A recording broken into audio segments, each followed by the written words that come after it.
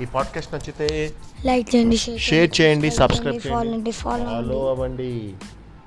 సింహానికి చాలా గర్వం, ఎందుకంటే అది అడవికి రాజు అని, తెలివైన జంతువులన్నీ కూడా మాంసాన్ని తింటాయని చెప్పి తను పులి, నక్క, తోడేలు ఇవన్నీ కూడా శక్తి తెలివిగల జంతువులు, అవి అంతా మాంసాన్ని తింటాయని చెప్పి గర్వపడేది. అసలు శాకాహారం అంటే అసలు ఆహారమే కాదనుకునేది. శాకాహారం అంటే ఏంటి? శాకాహారం అంటే వెజిటేబుల్స్ కానీ ప్లాంట్స్ కానీ అలాంటివి తినేటివి అన్నట్టు.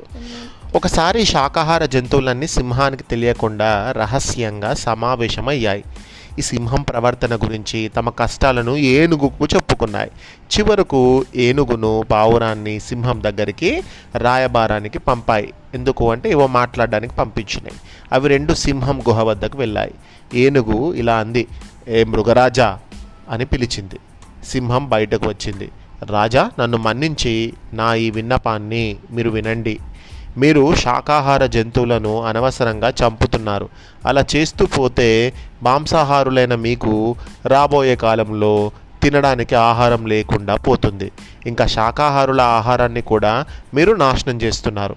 అడవికి రాజుగా మీకు ఇది మంచిది కాదు అని నేను ప్రార్థిస్తున్నాను అని చెప్పింది.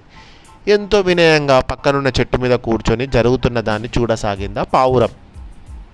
ఆ పనికి మాలిన జంతువుల తరపున నువ్వు రాయబారానికి వచ్చావా? రాయబారిగా వచ్చావు కాబట్టి నిన్ను చంపకుండా విడిచిపెడుతున్నాను.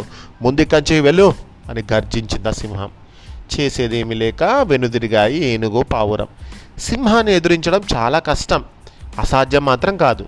కొంతకాలం వేచి చూద్దాం. ఈలోపు ఎవరు సింహానికి చిక్కకుండా జాగ్రత్తగా ఉండండి అని శాకాహార జంతువులకు సలహా ఇచ్చింది ఏనుగు. కొంతకాలం గడిచింది. ఉన్నట్లుండి సింహానికి జబ్బు చేసింది. గుహ నుండి కదలలేని స్థితికి వచ్చింది ఆ సింహం. పాపం చాలా చిక్కి శల్యం అయిపోయింది, అంటే చాలా బక్కగా అయిపోయింది అన్నట్టు. ఇంకా కొన్ని రోజుల్లోనే సింహం చనిపోవడం ఖాయం.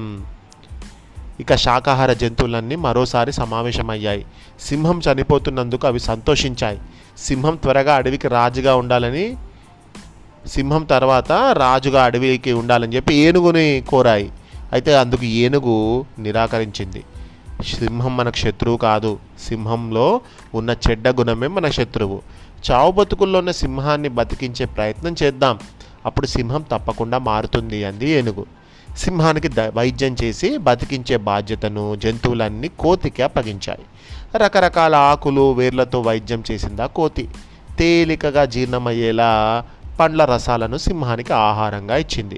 కంటి మీద కునుకు లేకుండా 10 రోజుల పాటు సింహానికి ఎంతో సేవలు చేసిందా కోతి. చివరకు దాని వైద్యం ఫలించింది. సింహం మెల్లగా కోలుకుంది. నువ్వు లేకుంటే నేను బతికేదాన్ని కాదు అని కోతికి కృతజ్ఞతలు చెప్పిందా సింహం. ఏనుగుతో పాటు శాకాహార జంతువులన్నీ సింహం దగ్గరకు వచ్చాయి. సింహం బతికినందుకు సంతోషాన్ని ప్రకటించాయి. మృగరాజా, నువ్వు మా అందరికంటే బలమైన దానివి, గొప్పదానివి.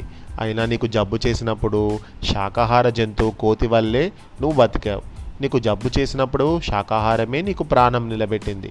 ఇకనైనా అడవిలోని జంతువులన్నిటినీ, అన్ని రకాల ఆహారాలను సమానంగా చూడమని నా ప్రార్థన అంది ఏనుగు.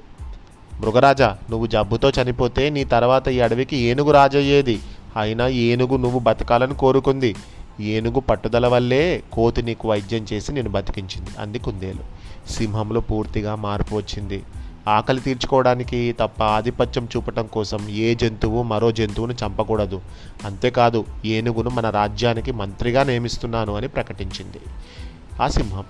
శాకాహార జంతువులన్నిటికీ నేను మిమ్మల్ని చాలా చిన్న చూపు చూశాను అని క్షమాపణ చెప్పింది.